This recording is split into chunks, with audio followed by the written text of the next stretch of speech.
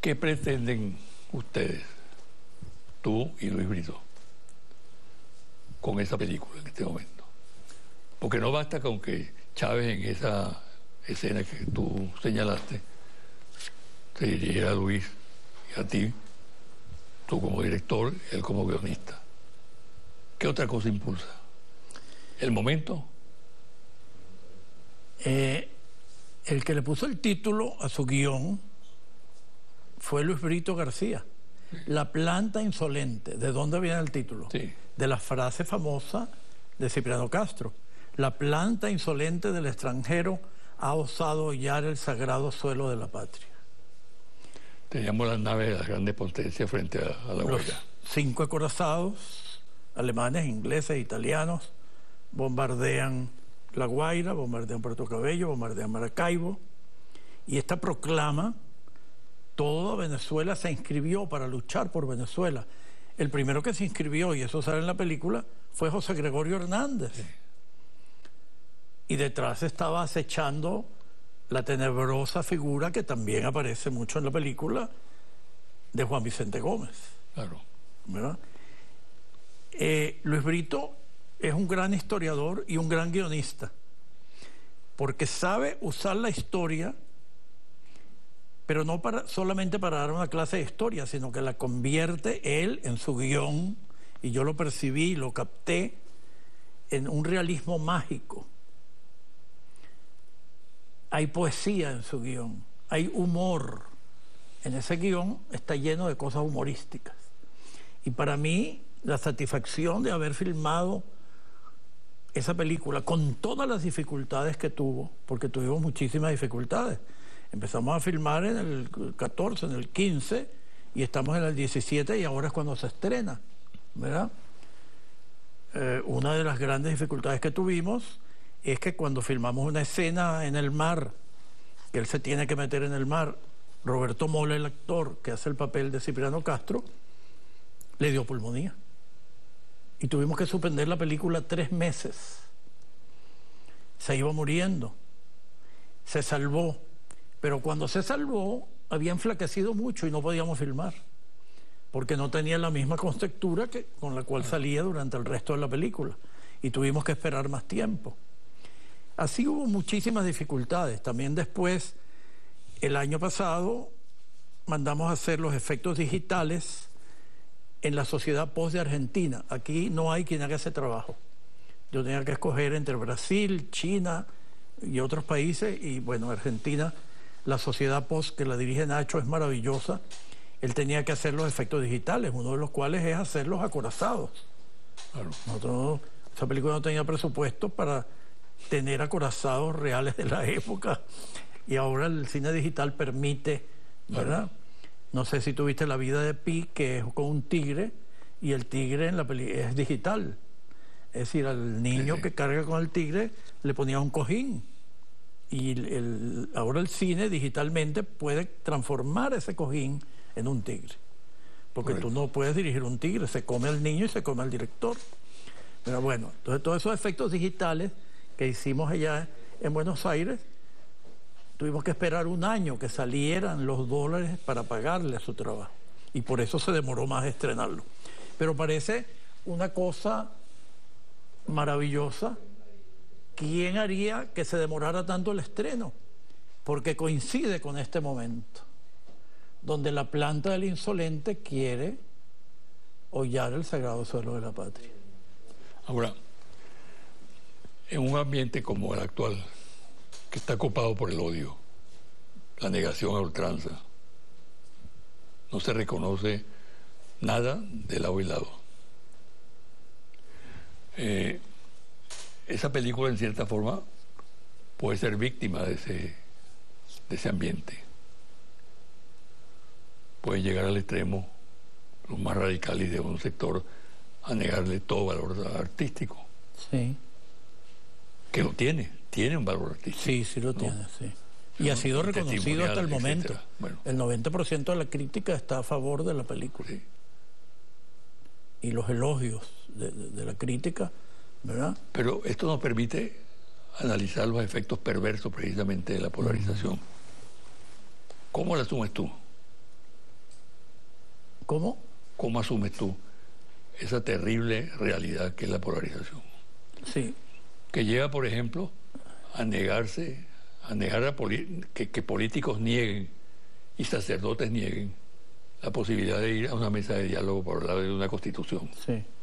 Bueno, ellos están haciendo todo lo posible porque el caos, ¿verdad? Porque la planta insolente del extranjero ose el sagrado suelo de la patria otra vez. Y eso es lo que están haciendo, y hay muchísimos dólares detrás, ¿verdad? Y estamos en un momento muy peligroso porque quieren hasta provocar una guerra civil, pero no lo van a lograr.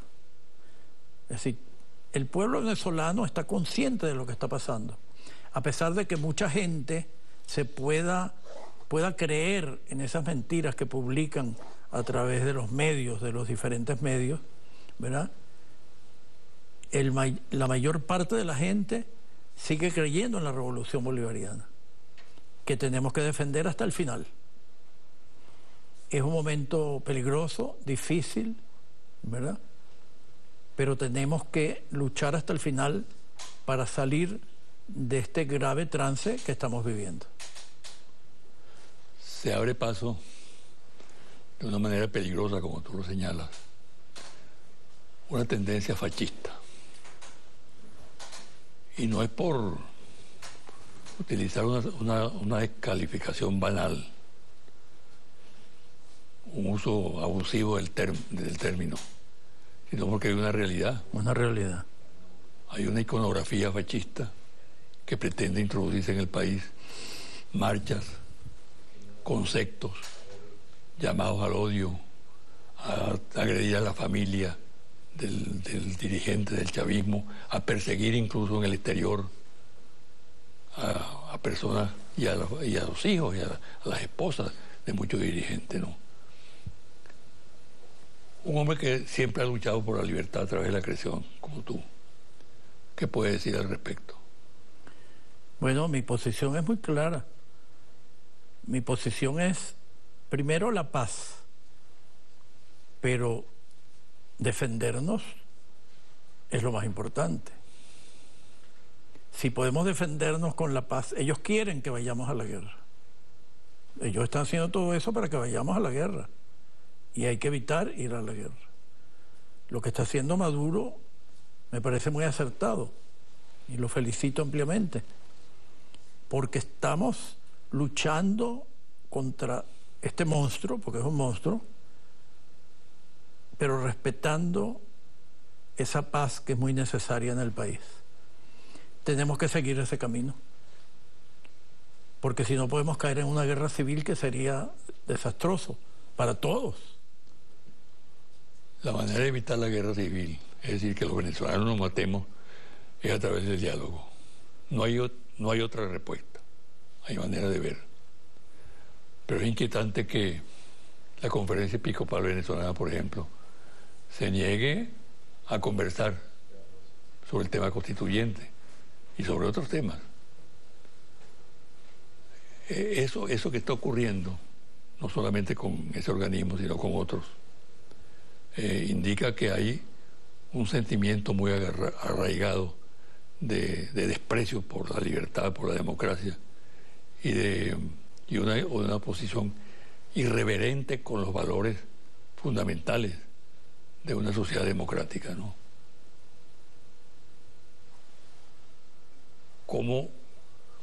¿Qué consejo puedes dar tú para que en Venezuela el diálogo se consolide? Se abre la posibilidad del diálogo y se consolide el diálogo.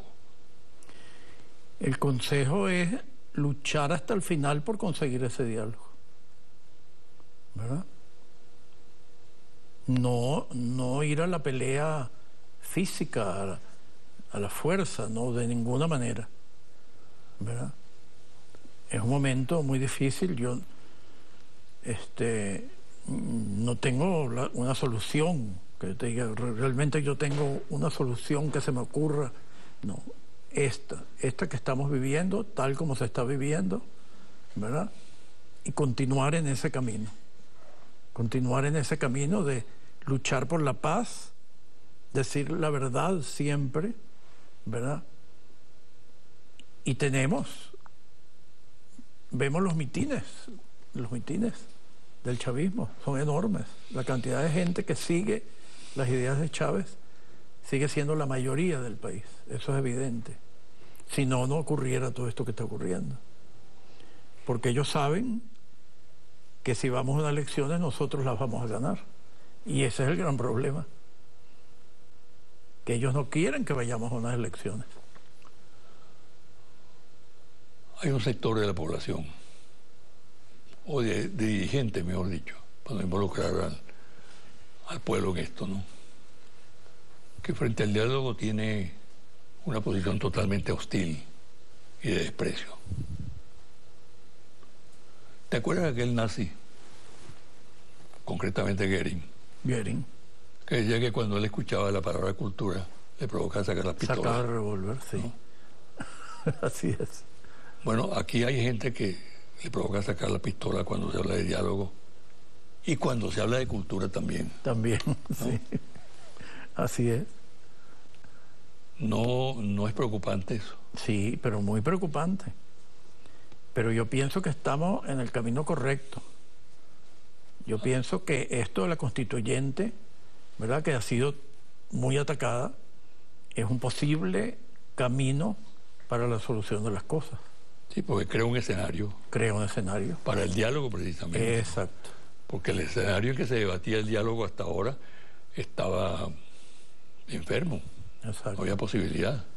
Sí, entonces este escenario, por eso ellos lo atacan tanto, porque no quieren que haya la constituyente, porque es un camino que puede solucionar las cosas. Y ellos no quieren que haya solución. ¿Hacia dónde vamos, Román? Bueno, yo soy muy optimista siempre. Vamos al triunfo. ¿Cómo salimos de este laberinto? Bueno, luchando.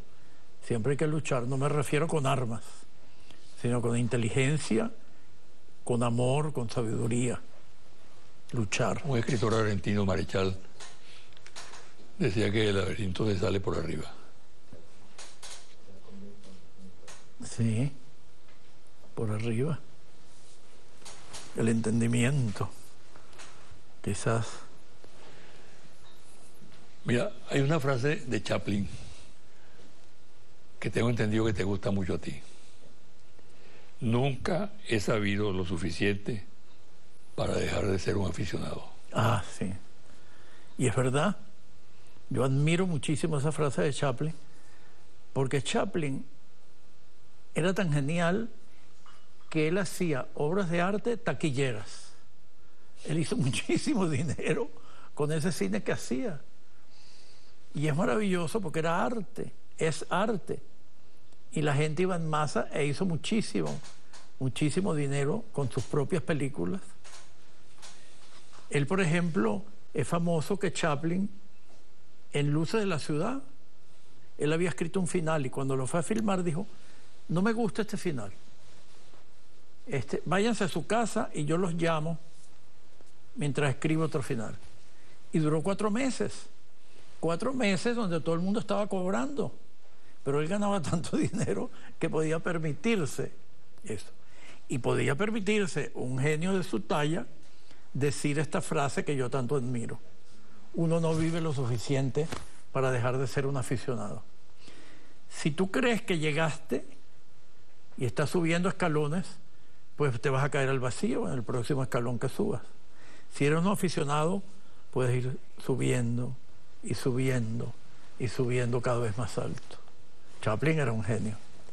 Es un genio porque no ha muerto. Y tú eres aparte de ser un genio, no. Asúmelo con modestia. Eres un optimista. Yo soy optimista. Eso es muy importante en esta hora. Sí, es muy importante. Y siempre he sido optimista. Yo veo eso, el medio vaso, y digo, está medio lleno, no digo está medio vacío, medio lleno. Las cosas son como uno las mira y como uno las quiere. ¿Verdad? Sí. Y es la mejor manera de luchar. Teniendo optimismo de que vas a ganar y de que tú tienes la razón. Y también no caer en los errores que comete la oposición. Odiar. Cuando tú odias, te estás corrompiendo tú mismo. Cuando tú sientes odio, en cierto sentido te estás odiando a ti mismo, porque estás agarrando el odio como una flor que crece dentro de ti. Y entonces no me gusta odiar a nadie, ni siquiera al enemigo. Y soy capaz de perdonar a un enemigo que me va a matar. Soy capaz de hacerlo, pero es porque lo siento de verdad. No he fingido. Siempre he sido así. La naturaleza y mi madre, mi abuela y mi bisabuela que me criaron así. Y yo aprendí de estas 3 mujeres maravillosas, andinas, que vinieron a conquistar Caracas. Mi abuela vendiendo estampillas en el Correo de Carmelitas, mamá era bibliotecaria del Ministerio de Sanidad. Me mandaron a los mejores colegios, al Experimental Venezuela, después al Fermín Toro, donde conocí a Alberto de Paz y Mateos, de teatro, que para mí significó, tuve una suerte enorme. Todos aquellos españoles que huían de Franco y que eran de izquierda, tenían librerías, muchos de ellos en Caracas. Y Alberto me llevaba, y lo que me había enseñado mi abuela a leer, me decían, mira, acaba de salir este libro, de Mian, de Hermann Hesse, cómprelo. Y yo lo compraba. Le pedí a mi abuela para comprarlo, yo no tenía plata. Iba al correo y le decía, ay, dame 5 libres. Y iba y compraba en la librería el libro. Entonces, yo estoy lleno de todo ese amor con que fui criado. Y lleno de amor por la gente, porque cuando nosotros llegamos a Caracas, yo viví primero en una pensión cerca del Nuevo Circo. Ya no existen esas calles, esas callecitas típicas caraqueñas, españolas. En la pensión había una señora, que no se me olvida su nombre, Berta Ballarino. Ya debe haber muerto, porque yo era un niño, y ella recibía los viernes unas novelas que vendían por entregas. Tú pagabas $1 y te llevaban un capítulo cada viernes de La Panadera o La hija de la panadera. Y entonces, como ella era ciega, me ponía a que yo se las leyera. Bueno, yo sé que todo esto son cosas mías, personales, pero yo las convierto en una cosa pública. Porque eso me enseñó a mí a amar a la gente humilde. ¿Me entiendes? Otra cosa que me marcó muchísimo fue mi prisión durante la dictadura de Pérez Jiménez, ¿verdad? Me mandaron allí y estuve muchos meses, y allí adquirí una conciencia social que yo no tenía. Las torturas que yo vi. Y tuve la suerte de que un edecán de Pérez Jiménez era un chalbó que yo no conocía. Y él fue y habló con Pedro Estrada. Y le dijo, allá hay un muchacho que se llama Román, que es primo mío. Si ustedes lo torturan, nos vamos a ver las caras. Porque resulta que los militares y la Seguridad Nacional no eran buenos amigos. Se peleaban por presupuestos. Y entonces, acuérdate que cuando cayó la Seguridad Nacional, yo estaba allí preso, íbamos a salir, los militares rodearon la Seguridad Nacional y los de la Seguridad Nacional arriba se dispararon, y los primeros que salieron delante de mí cayeron muertos por el intercambio de... Claro. Entonces todo eso, y perdóneme que hable de mí, pero pienso que es importante conocer esto, porque todavía me emociona cuando salí a las calles y vi la gente. Yo era muy joven. La emoción fue enorme, la emoción colectiva. Claro, entonces siempre he pensado colectivamente. Así. Muy grato, Román, hablar contigo. Encantado. Para mí es un lamentablemente placer. El tiempo en televisión está limitado, pero pudiéramos pasar mucho tiempo hablando. No, claro.